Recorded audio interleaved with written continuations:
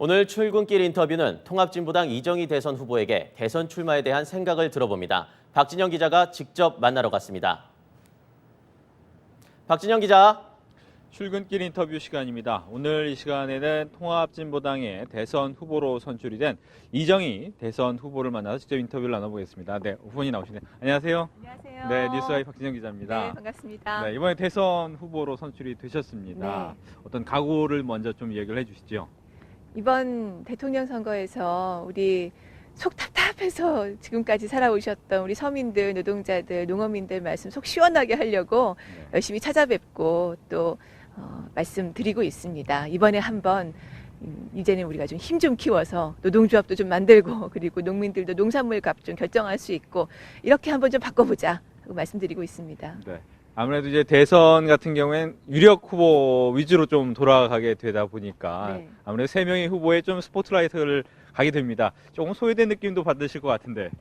저희가 통합진보당이 그동안 좀 어려웠습니다. 그래서 뭐 현실로 받아들이는데요. 네. 저희 통합진보당에 있었던 그 비례경선 사태, 이 진실과 거짓, 뒤바뀐 이야기들 아마 국민 여러분께서 또 알게 되시리라 생각하고 또 저희가 계속 지금 노동자들 정리해고 문제 풀자. 그리고 노동조합 지금 조직률 10%밖에 안 되는 거 50%까지 가자.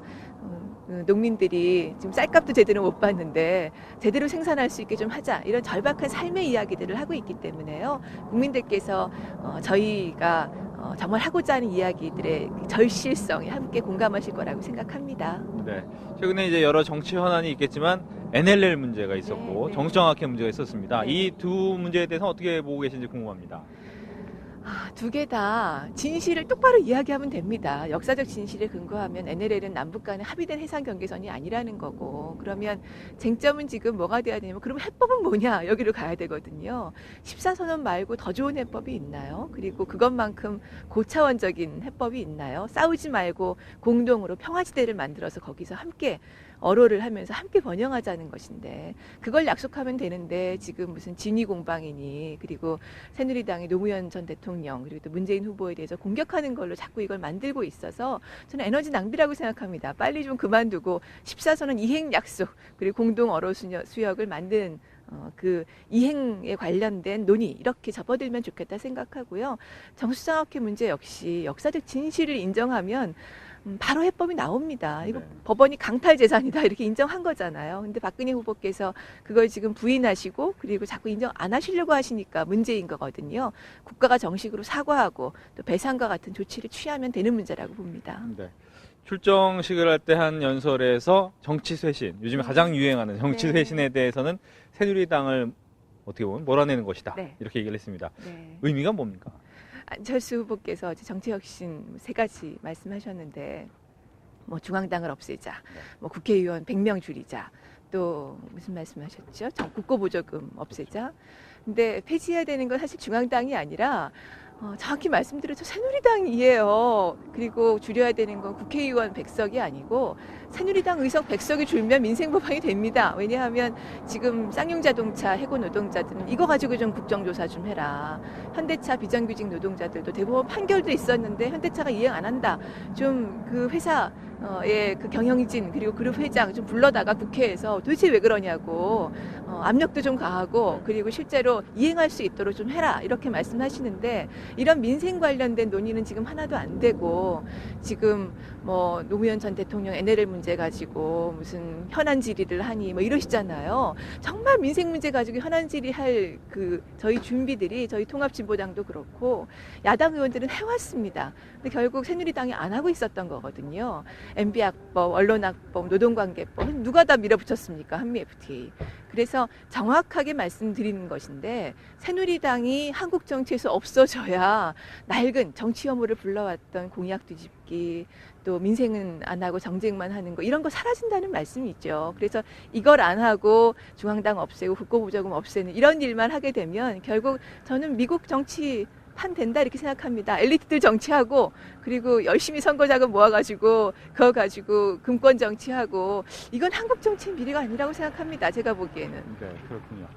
뭐 여러 가지 얘기가 있겠지만 특히 진보당 하면 가장 근간이 되는 게 이제 노동계가 네, 될 텐데 네. 최근에 노동계 인사들이 많이 문재인 후보와 안철수 후보 네. 쪽으로 좀 나눠졌습니다. 어떻게 네. 보면 한 곳으로 갔으면 또 모를 텐데 나눠지는 모습을 보이는데 어떻게 느끼셨습니까? 노동 중심을 말씀하시던 분들께서 가시니까 현장에 계신 분들은 그러세요. 명망가들은 간다. 근데 현장에서 이 정리해고 때문에 뭐 3년, 4년씩 거리에 계시는 분들은 당신들 가는 거하고 우리하고 무슨 상관이냐. 솔직히 그런 말씀 하세요. 그리고 저희 통합진보당이 그동안 노동자들하고 좀 더 옆에서 그리고 좀 더 깊이 들어가서 이 문제를 직접 해결하지 못한 것에 대해서 사죄드리고 그리고 다시 저희가 가려고 했던 원래의 길, 저희의 길 함께 가자 이렇게 말씀드리고 있습니다. 그러면 또 안타까워하시면서도 그래 해봐야지 또 다른 수가 있냐 그런 말씀도 하세요. 그래서 뉘우치고 또 사죄드리는 마음으로 다시 시작하고 있습니다. 네. 지금 뉘우치고 사죄한다 말씀을 하셨지만 4.11 총선 이후에 받았던 어떻게 보면 국민적 사랑이 갑자기 많이 식었습니다. 네. 그 부분에 대해서 어떻게 좀 만회할 만한 방법이 있을까요? 비례경선에서 무슨 조직적인 부정이 있었던 것 아니냐 이렇게 언론에서 많이 보도가 돼서 아직도 그 인상 가지고 계신 분들이 많으세요. 근데 그건 정확하게 저희 당에서 이미 진실 보고서를 지난주에 냈습니다. 그건 완전히 가해자와 피해자가 뒤바뀐 뺑소니 사건이라는 게 분명히 드러났고요. 저희가 이 사태를 빨리 해결하지 못하고 오래 사실 끌었습니다. 그러면서 많은 분들께 실망드렸는데 이 문제 그렇게 저희가 오래 끌었던 문제는 그동안 저희가 진보정당의 원칙을 제대로 갖고 서로 헌신하고 또 희생하고 단결하면서 만들어왔던 그 자세를 다시 가다듬는데 시간이 오래 걸렸다 이렇게 말씀드릴 수밖에 없습니다. 원래 저희 모습 다시 찾고 이제 다시 시작합니다. 지켜봐 주신 기다려 주신 만큼 더 열심히 하겠습니다. 네. 그럼 끝으로 한 가지만 더 질문을 네. 드리면 어떻게 보면 지금 뭐 노동계도 좀 나눠지고 진보신당도 또 나눠지지 않았습니까? 뭐 심상정 대표도 나온다고 하는데 어떻게 나중에 합쳐질 가능성은 없겠죠? 어떻게 보십니까? 진실이 아니면 진보 정치가 커나갈 기반이 없습니다. 그리고 아까 제가 희생과 헌신이라고 말씀드렸는데 진보 정치가 아무것도 없이 맨 땅에서 성장할 수 있었던 건 그거거든요. 근데 지금 지난 총선 때도 그랬지만 이번에도 정권 교체가 되면 혹시 뭔가 내가 자리를 얻으면 그게 노동자들이 나아지는 거 아닐까라고 생각하기 시작하면 여기도 자리 욕심들이 생겨나는 거죠. 그런 길을 가지 않으려고 합니다. 그래서 더 깊이 노동자들 속에서 희생하고 헌신하면서 시작하려고 하는 것이고요. 아마 이런 진보 정치의 기반들이 다시 잡힌다면 그러면 저희가 또 노동자들, 농어민들 말씀 들어가면서 또 다른 모색 그리고 또 다른 진전을 또 생각할 수 있겠죠. 알겠습니다. 오늘 바쁘신 함께 해주셔서 고맙습니다. 고맙습니다. 네. 네.